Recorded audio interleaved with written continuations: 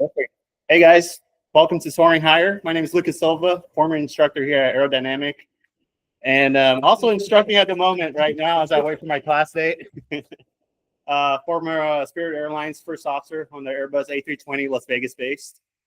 And I'd like to thank you guys for coming in today and taking your time of the day. We have drinks and we have pizza coming in a little bit, and I hope you guys just make yourself at home, make yourselves comfortable. And I'd like to give a big thank you to Jen. She allowed us to do the event here at Aerodynamic, and also LPA and Papa for being here and making everything possible. We all work together closely to make this presentation for you guys. And I hope that you guys actually enjoy it and you guys can take in this information home and be successful in your career. And this is my friend Sebastian. I'll give him a chance to speak about LPA. And thank you, Tal, as well, for setting up everything online and making it happen so people can watch it from home. Yeah. Yeah, my name is Sebastian Deval. I also was flying the A320 at Spirit with Lucas. We're sim partners. We were. So, oh yeah, so he said the pizza's coming. So it's going to come while we're doing our presentation. So you guys feel free to go up and grab your pizza. And the way we're going to be doing this is we're going to be telling our story, and then I'll probably adding some points, some stuff in there. And so we were going to talk about the early stages of your hours all the way up to 1500 and beyond, right? So I have stuff to talk about in all the levels, and I will be doing that. And then I was just going to take 1 minute to talk about LPA. So involvement is very important, and LPA does a lot in the community. We have networking opportunities, volunteering opportunities. We have our national expo. We have a student membership and a regular membership, and you get a mentor. You can apply to have a mentor who will just be with you along your aviation journey. And it's great to have this kind of networking. It's never too early to get started and to get involved.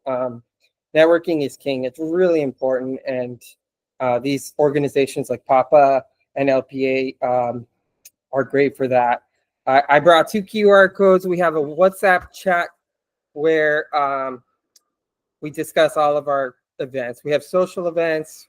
We do volunteering. We're going to partner up with Papa soon to do a food bank event. And then I also brought another QR to join. If anybody joins today, I brought your wings for you. So if you join, I can give you your wings at the end.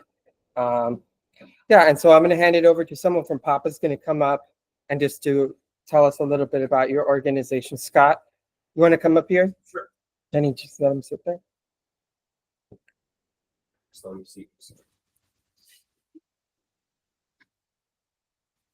Okay. Oh, very comfortable too. Yeah. I like economy, not first class though. So There we go, man. It's the big seat. all right, my name is Scott Gardner. I'm a member of PAPA, Professional Asian Pilot Association. I joined back in 2022. I'm also currently a flight instructor with the Travis Air Club over at Rio Vista. Eventually, very soon, hopefully, I'll be starting as a first officer with Onboard Air. One of the biggest things about PAPA is it actually started as a Discord chat years ago, then it's grown nationally from there. We have East chapter, West Coast chapter, Midwest, and through the Discord, we connect with not just Asian pilots or Asian members, but we have diversified our membership group. So we go out to volunteer at airport days. We just did one here at Reed Hillview. We had a previous one at Hayward. We also have every year have an expo in Las Vegas in which we do outreach and we advertise becoming a member and support to go from being zero to hero, we call it, from no hours to becoming a flight instructor and eventually airline to cargo or whatever you want to do. So we're more than happy to get new members. We provide mentors to people who are interested in becoming a pilot or even those that are wanting to go to the business side of aviation, mechanic side, and more. If you want to join too, we have a barcode up here, which you can scan and become a member for a PAPA. Thank you. Thank you, Scott. Welcome. Awesome. All right, so we'll take this moment for us to introduce ourselves, the speakers. So if everyone could come up here and just tell a little bit about yourself.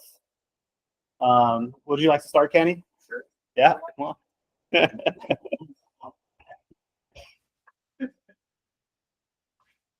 All right, now I'm in the hot seat. Hi, so I'm Kenny. I was a flight instructor here at Aerodynamic Aviation with Lucas. I've also instructed at other places around Reed Hillview Airport.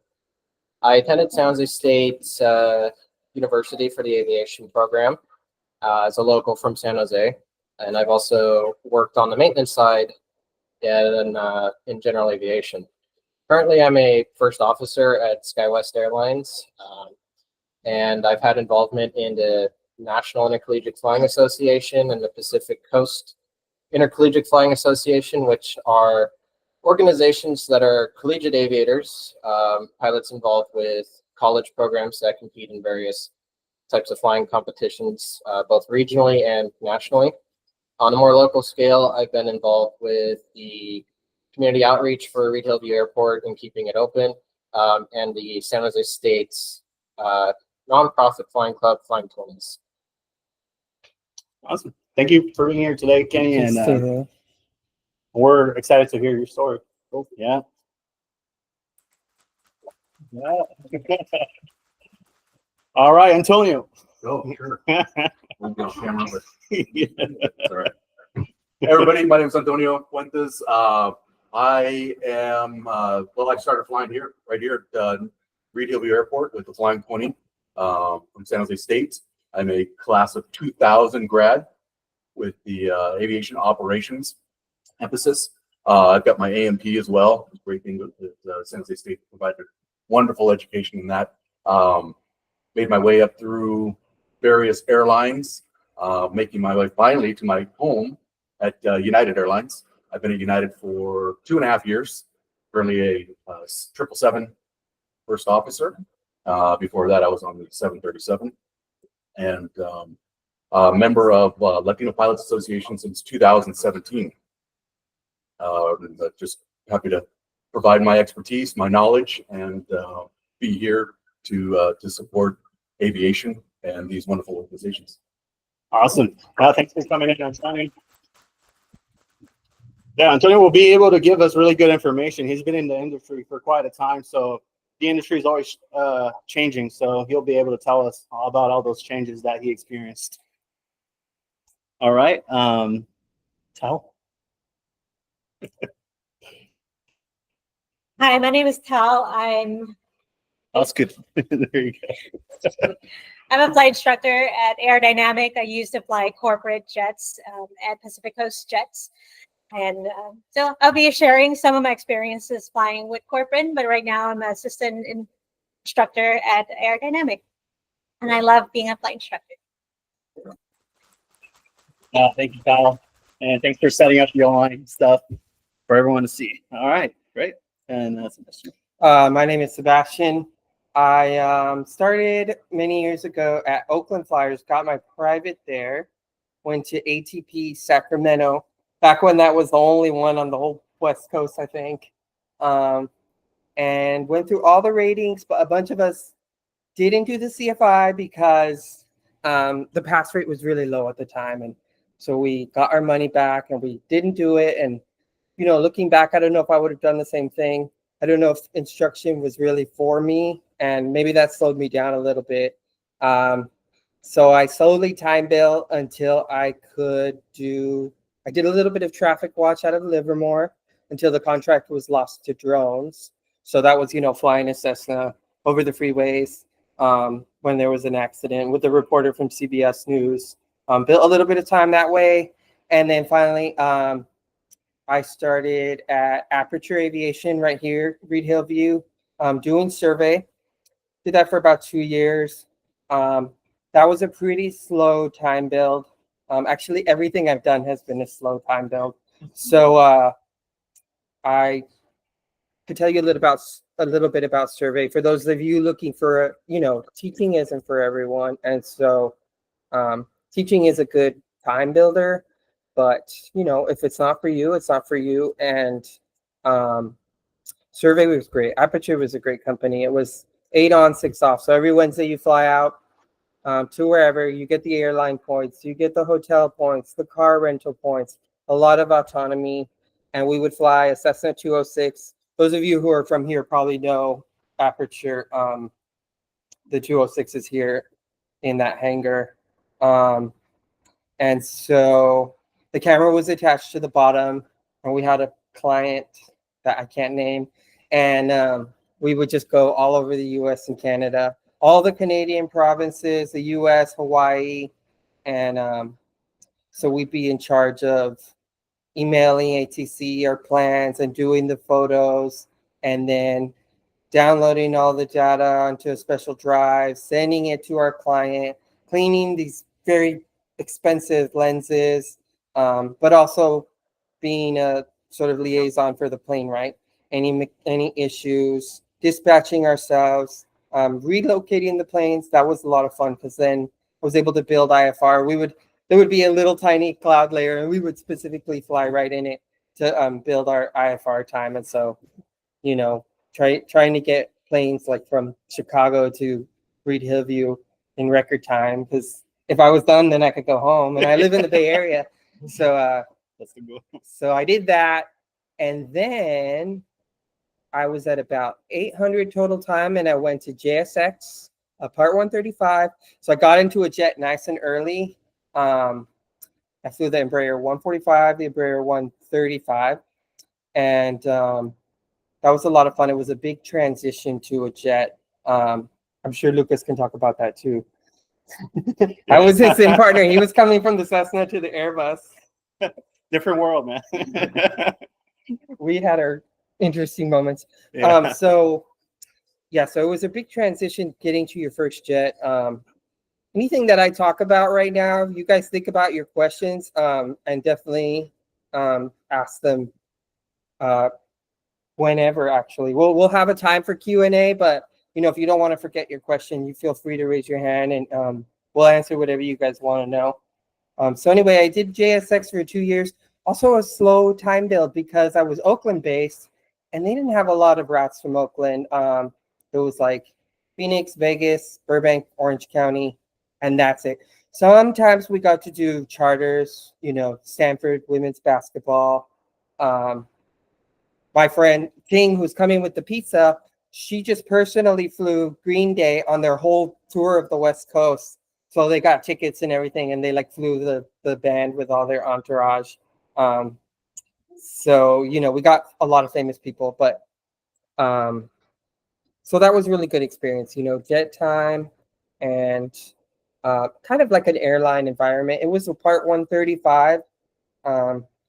So we're talking about, you just hit your 500, you can be an instructor, which is a great time builder, and it makes you a better pilot. You can go do survey. There are certain companies, Part 135s, like Contour Air, so you can get into a jet early, guys. Contour Air, Embraer 145, 135s. You don't have to wait till that 1500. There's no reason why you can't start branching out and trying to get into a turbine plane. There's also Advanced Air, Denver Air, I think, has a lower. Lower hours. I'm not exactly sure. I don't remember, but other stuff you could do is like Pipeline Patrol, which is a slow time builder as well. But there are alternatives to instruction if that's not for you. But I recommend instruction just because it's good and it makes you a good pilot. It does, yeah. You're teaching people, you're learning at the same time. And I mean, that's the best way to do it. And I did enjoy it too. It was quite an enjoyment for me. And then also getting to doing stage checks and being able to do that, it was a fun time. I enjoyed it. Yeah. And then, so I'll just continue with my long story. But so from there, it was 2023, and it was just the sweet spot of hiring. And the airlines were begging for pilots. And so, I went and got my ATP CTP course. So for those of you that are approaching that 1,500 hour milestone, you can, if you can fork out the money for that course, it's basically, you learn about accidents, and then you get some simulator time in an Airbus or in a Boeing, and then you get to take your ATP written. So I paid for that, and then I got a Spirit interview right away, and then I went to Spirit. Some of the other things, I talked about involvement, volunteering, networking is really important. It's never too early. I know some of you guys are students, some of you guys are CFIs, but get a LinkedIn. I can't say that enough. Put your People face are out like, there, oh, I'm guys. not on Yeah. LinkedIn. Like, get on it. Mhm. And networking is crucial. Honestly, is who you know, and remember that the industry is small, so your online presence is important because the airlines will see that. Your the way you carry yourself, being professional, and don't burn bridges. What else do I have? So Lucas and I got furloughed, so the industry has slowed down, right? So I was saying, 2023 was like this crazy, late 2022 as well, Yeah. crazy hiring. Everybody's salaries skyrocketed. Yeah. All the regionals skyrocketed. That's right. We found out maybe a week before that they stopped hiring before our class date, and they were telling us that like classes were getting canceled, and we're like fortunate to be like the last people to get in. Yeah, So exactly. that was some crazy times. And as we were in training too, they were like, "Yeah, guys, we're gonna go through a merger right now, and things are looking good. We're gonna merge with JetBlue. So once that happens, things are gonna flow back. We're gonna be coming back strong back in March or February time, and hopefully you guys will be getting seniority. We'll be hiring people under you guys. But I mean, that's the thing about aviation. It's kind of like you can never tell what's gonna happen until it actually happens. So Yeah, and Yeah. some of us who are older remember like Mhm. the industry being a roller coaster, honestly, but it always bounces back. And I don't have any like specific information about when, but I have a feeling that that things are gonna get better soon. And like I said, we're getting furloughed, and I already have 3 different options, so it's definitely not as Mhm. dry out there. Yeah, it's not doom and gloom, guys. I mean, Yeah, that's- and don't let that bring you guys now down. that you brought up doom and Mhm. gloom, there is a lot of negativity, comment sections, threads, a lot of negativity, a lot of gatekeeping. You guys just stay the course and stay motivated because it's Mhm. easy. Those people will bring you down, and there's a lot of negativity out there about just the industry. And Mhm. like I remember we were talking with, it was like some comment thread, which is like the worst place to be, right? But Yeah. it was like, oh, you're Spirit furloughed, you should go CFI. And it's like, well, hang on a second. I was just flying in Airbus. There's some options out there. And surely enough, there were, I started applying, and so then, when you get to this level of the airlines, and even for these Part 135s, there are companies like Cage Marshall, Emerald Coast, Spitfire, Mhm. Raven. And so what they do is they review your apps for the airlines, they review your resume, and then they prepare you for the interview. Because when you get an interview, I'm sure you guys know they have TMAT questions. So tell me about a time that you didn't like what the captain was doing, and how did you handle it? So there's a whole slew of questions like that, and these people prepare you for that. And they know the people that run these companies are either former recruiters or active recruiters in the airlines, and so those services are invaluable. I know it might be early for some of you, but just so that you know that those exist. And yeah, and then these back to the involvement. So these organizations like PAPA, LPA, I'm a member of every last one. Organization of Black Aerospace Professionals, Women in Aviation, National Gay Pilots Association, PAPA, LPA, and they have an expo every year. I just went to RTAG, which is the military one, just yesterday. That was in Dallas. And so these expos are great because all the airlines go there, and there's no substitute for going and talking to someone. And the 135s are there too, so you guys Yeah. will definitely benefit Mhm. from. I went to JSX in 2022 and literally got the job being there. Mhm. And then like I had an app in with Sun Country nothing. It was crickets. Went to LPA last month, and I got the interview invite a few days later. Palita, the cargo company, I have an offer from them. So I'm probably going to go fly some heavy jet as my very next job. So I know I talked about a lot of things. Whatever you guys remember from the stuff that I brought up, and if you want to ask questions later, for sure, go for it. That's good. Yeah. I mean, guys, it's not doom and gloom. And wherever you are right now in your hours, just keep working towards that. And things are going to change with time. So just be mindful that things are always changing and things are going to get better soon eventually. So just keep going. And still a little bit more about myself. Most of you guys know me, Lucas Silva, former instructor here at Aerodynamic. I did some of my training down in SoCal. I attended Cypress College. I did my private in Compton, and then I went to Torrance where I finished my private pilot's license. And at that time, it was during COVID. So I was a car salesman at the time, so we got put on unemployment. So I had plenty of time in my hand, and I thought, hey, I'm going to take this opportunity to try to knock out all my ratings. Right now, I have some money saved up. So I ended up packing my bags, moving to Kansas, and I knocked out my instrument commercial multi CFI in a span of 6 months. And then I ended up coming back here to the Bay Area because Bay Area is actually home for me. My mom lives here. I have a lot of friends here. Went to high school in Cappuccino and San Bruno. And I started instructing here at Aerodynamic. This flight school is a very busy flight school. So we're like maybe in about a month or two, I had a full-time schedule going on. I also started picking up students from outside of the school as well. And I was nicer, and I was at Flying 20s. He brought me in. He's the president of Flying 20s at the time. So I ended up building my time. I flew as much as I could. I was trying to put at least 100 to 90 hours a month. I also got involved with doing stage checks as well. I did enjoy kind of progressing students into their next step in their aviation journey. So I did enjoy that. Time came. I was getting my hours. I think I was at 1,200 hours at the time. Oh, wait, going back, 500 hours. I joined the SkyWest cadet program. So never too late, guys. Like if you can join a cadet program, that's a great thing to do too. And then once I got to 1,200, I ended up applying and I got an interview with SkyWest.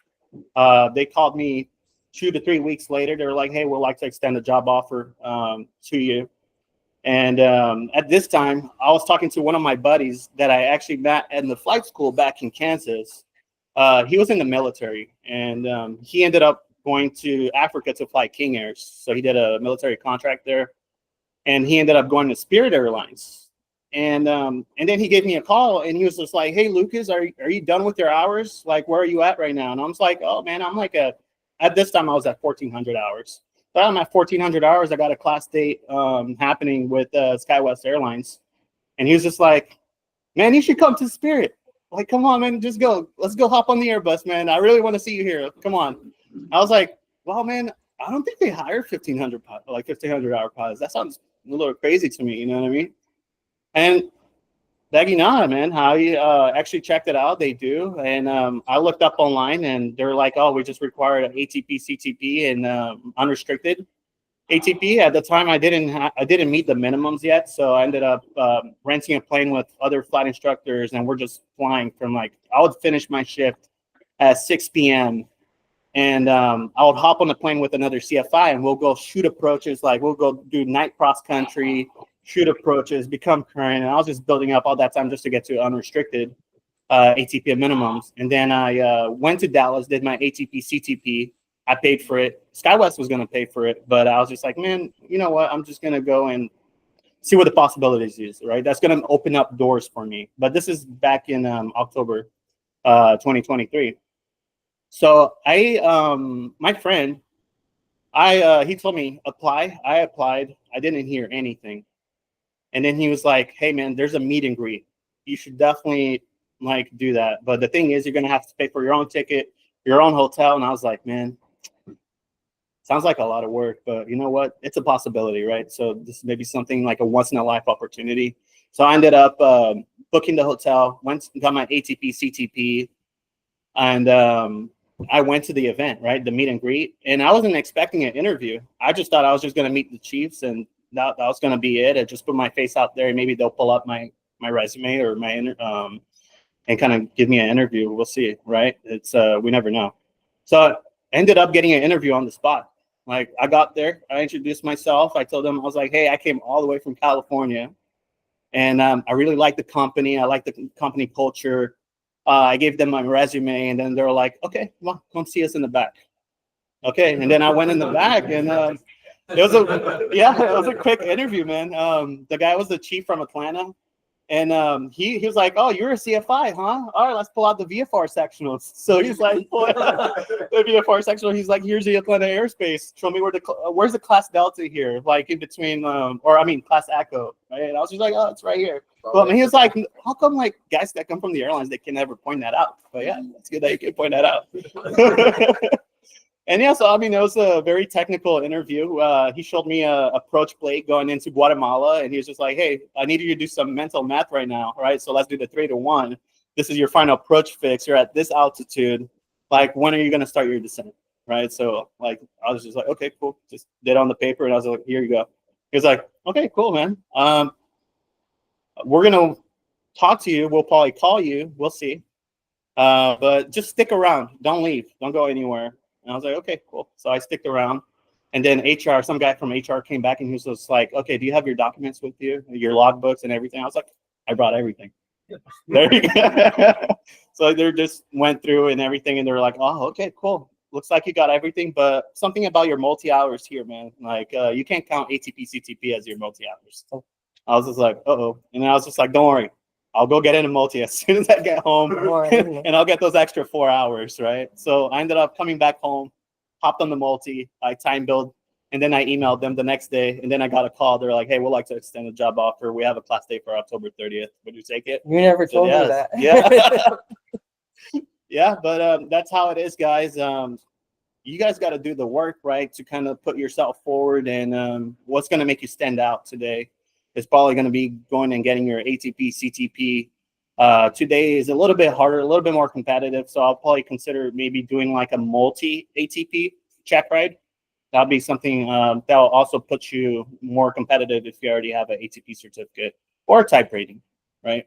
We have type rating. I don't have type rating services, but there's places that have ATP type rating services, and those can cost anywhere from like 11,000 to 7,800. There's some you get typed on the 7.3. Yeah. There's one in Florida that's pretty cheap too. Yeah, right. Yeah. Is it Joe Munoz, right? No, it wasn't Joe. It was another one though. Because I got an email that seems like 737 type 7,800. I was like, cool. And that's becoming a thing more and more as things Yeah. tighten up a little bit with the competitiveness. Yeah. But definitely hang in there. I mean, it's a great industry to be in, right? And a good time to be in it, even if there is a little bit of a hiccup right now. Yeah, that's true. So I mean, guys, things are always changing. Like I said, I got to Spirit, right? We went into training, and I'm going from a Cessna to an Airbus. Like, I have no idea what to expect. And one of the instructors was like, everything you know right now, out the window, man. Like, this is different flying. Like, you're doing IFAR, and you're working with someone. So it's like we had to work on CRM. I'm like used to like a single pilot environment, and I'm the instructor, you know. And so there was a lot of bad habits, right? Like putting my hand on the throttle and not letting it go because like the captain has to do the reach. So it's just kind of like programming yourself to do like these routine things, and everything is verbatim. Everything is by the checklist. It's completely different than GA. I mean, we do checklist, but it's not verbatim. We'll just say like, okay, mixture full rich. I'll say mixture Elon Musk, man. You know what I recommend? Can I just say something real quick? Yeah. I recommend if you guys have another friend who's a pilot, go flying with them and say, you do the radios and the checklist, I'll fly. I go sometimes do some GA flying. I'm like, hey, I'll do your radios and checklist. And the guy will be like, no, it's okay. I got it. And it's like, no. Practice, sharing the task. It's great. You don't even need to do type rating to get ATP. Like even local flight school, multi-engine, there are DPs that's qualified to give ATPs. That was my backup plan. So I just hop onto multi-airplane, like do maneuvers with some of my students and schedule a checkout with Rob Davis out into levers, and then there you go, you got your ATP. So Yeah. it doesn't even have to be actual type rating. That's right. Everyone, round of applause for Ting. She brought the pizza today. You don't say you're gonna do it. Costco didn't have the pizza ready, so I had to wait. Yeah, I tried to call last night. You made the order. I don't know. Yeah, but I mean, guys, feel free to get drinks and pizza. Make Yeah, yourself so at we're home. gonna take a little break here, and then everyone feel free to grab your pizzas. Talk, maybe what, 10 minutes, Tom? Yeah, 10 minutes. 10 minutes, and then grab your seats, and then we'll just